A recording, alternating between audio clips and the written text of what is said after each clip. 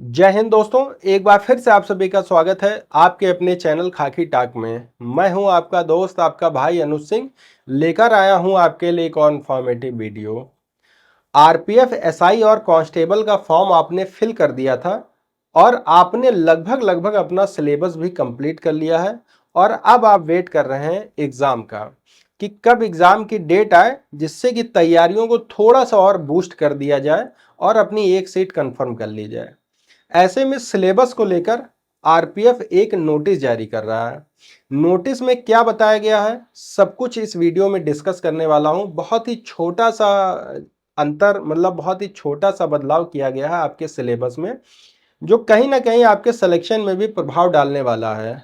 ठीक है, वीडियो में सारा कुछ आपसे बताऊंगा। बस आपसे रिक्वेस्ट इतना करूंगा कि अगर आप चैनल पे पहली बार आए हैं तो चैनल को सब्सक्राइब कर वीडियो को लाइक जरूर कर लेना और बेल आइकन प्रेस कर लेना, जिससे कि आने वाली हर एक लेटेस्ट वीडियो का नोटिफिकेशन आप तक टाइम टू टाइम पहुंचता रहे। तो चलिए वीडियो की शुरुआत कर लेते हैं। सबसे पहले कुछ कॉमन बातों को जान लेते हैं। कॉमन बातें क्या है कि आपका जो एग्जाम होगा वो 120 क्वेश्चन का होने वाला है और 120 नंबर आपको दिए जाएंगे इस पेपर के लिए। इस 120 क्वेश्चन में 35 क्वेश्चन तो आपके जो रहेंगे वो रहेंगे मैथमेटिक्स के, वहीं 35 क्वेश्चन जो रहेंगे वो रहेंगे रीजनिंग से। लेकिन जो 50 क्वेश्चन आपके आ रहे हैं वो आ रहे हैं जीएस और जीके के। इस जीएस और जीके में जो ये 50 क्वेश्चन आपसे जीएस और जीके के पूछ रहे हैं, इसमें आपका इतिहास रहेगा, भूगोल रहेगा, आपका करंट अफेयर रहेगा, विज्ञान से क्वेश्चन रहेंगे, आपके भारतीय संविधान से क्वेश्चन रहेंगे, आईपीसी सीआरपीसी सभी जगहों से आपसे क्वेश्चन पूछेगा इसी 50 नंबर में। तो ये जो 50 नंबर है ये कहीं ना कहीं आपके लिए बहुत ही इंपॉर्टेंट नंबर होने वाले हैं।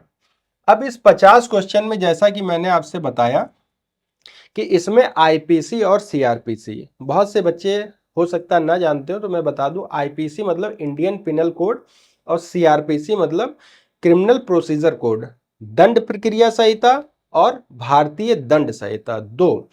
आईपीसी जब आप कोई क्राइम करते हैं, जब आप कोई क्राइम करते हैं, देखिए वीडियो बहुत ही इंपॉर्टेंट है, एक भी अगर आपने मिस कर दिया पॉइंट तो आपके लिए कहीं ना कहीं दिक्कत होने वाली है। छोटी सी वीडियो बना रहा हूं, बहुत ही यूजफुल वीडियो है।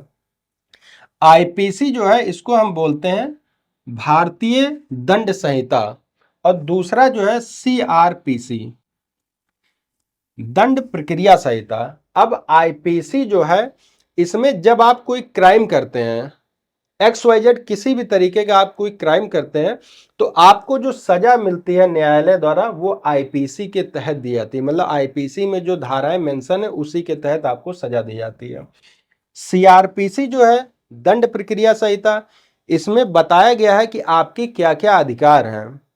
पुलिस आपको कब गिरफ्तार करेगी, महिलाओं को कब गिरफ्तार करेगी, शाम के समय गिरफ्तार करेगी या सुबह के समय वारंट दिखाकर गिरफ्तार करेगी, गिरफ्तार करने के बाद आपको कहां रखा जाएगा, न्यायालय में आप क्या क्या अपील कर सकते हैं, सारा कुछ जो बताया गया है सिस्टम वो सीआरपीसी में ही बताया गया है।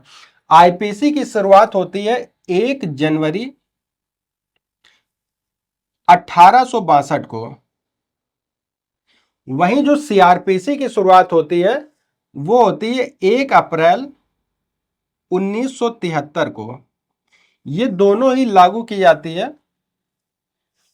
अब आजादी से पहले 1862 का आप हाल सोचिए, जब ये दंड प्रक्रिया संहिता बनी होगी, उस समय जो क्रिमिनल्स होंगे उनके सोचने का तरीका अलग होगा, क्राइम करने का तरीका अलग होगा, क्राइम भी अलग होगा। बहुत ही छोटे मोटे नॉर्मल क्राइम, किसी के खेत से गेहूं काट लेना, किसी के घर का छप्पर उठा लेना, एक्स वाई जेड, यही सारे क्राइम थे। तो उसी तरीके का दंड भी था उसमें। लेकिन अब जब भारत इतना विकसित हो चुका है, भारत इतना ज़्यादा आगे निकल चुका है, जब से इंटरनेट से आप कनेक्ट हो चुके हैं, तो इंटरनेट की दुनिया से जब आप जुड़े तो क्राइम के तरीके और क्राइम का जो माइंडसेट है वो भी बदला, सारा कुछ बदल गया।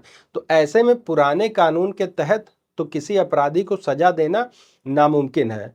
तो ऐसे में क्या किया गया, भारत में एक नया कानून लागू किया गया। कौन सा? आईपीसी की जगह हो गया बीएनएस, यानी कि भारतीय न्याय संहिता। और सीआरपीसी, जिसे हम क्रिमिनल प्रोसीजर कोड बोलते थे, इसकी जगह हो गया बीएनएसएस, भारतीय नागरिक सुरक्षा संहिता। ये दोनों लागू कर, ये दोनों लागू कब की गई? ये दोनों लागू की गई, देखिए यहां क्वेश्चन आपसे उठेगा कि बीएनएस और बीएनएसएस कब लागू किया गया, एक ये क्वेश्चन। और आईपीसी की जगह क्या हुआ, सीआरपीसी की जगह क्या बना, ये दोनों ही आपसे पूछा जा सकता है। ये दोनों आपका लागू होता है 1 जुलाई 2024 को। यानी कि अब जो सजा आपको दी जाएगी, यानी कि जो न्यायालय की प्रक्रिया होगी, वो बीएनएस और बीएनएसएस के थ्रू होगी। आईपीसी और सीआरपीसी पूरी तरीके से खत्म कर दिया गया। यहां पर आईपीसी सीआरपीसी का काम पूरी तरीके से भारत में समाप्त हो गया। अब आते हैं मेन टॉपिक पर। ये जो इतना बताने का, इतना समझाने का जो मेन मकसद था आपको, वो ये था कि अभी तक आप पढ़ रहे थे आईपीसी और सीआरपीसी, इसी के तहत आप अपनी तैयारियों को कर रहे थे। लेकिन आरपीएफ ने एक नोटिस निकाला है, नोटिस आप देख सकते हैं। उस नोटिस में बताया गया है कि आपसे लॉ के जो क्वेश्चंस पूछे जाएंगे वो आईपीसी और सीआरपीसी से ना होकर बीएनएस और बीएनएसएस से पूछे जाएंगे। किससे? बीएनएसएस, यानी कि नया जो कानून बना है, क्वेश्चन आपसे उसी से पूछे जाएंगे। बहुत ही इंपॉर्टेंट वीडियो है, बहुत से बच्चों को अभी इसके बारे में पता नहीं, क्योंकि यहां आप जान रहे हैं कि 0.5 नंबर का खेल होगा।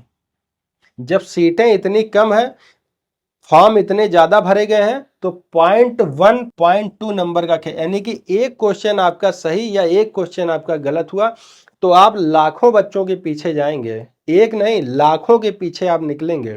तो एक एक क्वेश्चन का महत्व है आपका।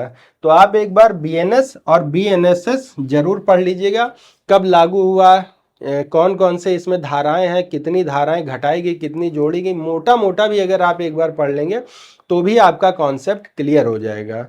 ये बताना इसलिए जरूरी था क्योंकि आपको सिलेक्शन दिलाना, आपको मेरे माध्यम से अगर एक बच्चे का भी सिलेक्शन हो जाता तो ये मेरे लिए बहुत बड़ी खुशी की बात होगी। इससे रिलेटेड अगर आपके पास कोई डाउट है, कुछ आप मुझसे पूछना चाह रहे हैं, तो बेशक मुझे कमेंट कर दीजिएगा। आपके हर एक सवाल का जवाब मैं इस वीडियो में जरूर दूंगा, क्योंकि ये कहीं ना कहीं एक इम्पॉर्टेंट टॉपिक है आपके लिए भी और मेरे लिए भी। तो आज के लिए फिलहाल इतना ही। चलिए मिलते हैं एक और इंफॉर्मेटिव वीडियो के साथ, तब तक आप सभी को जय हिंद, जय भारत।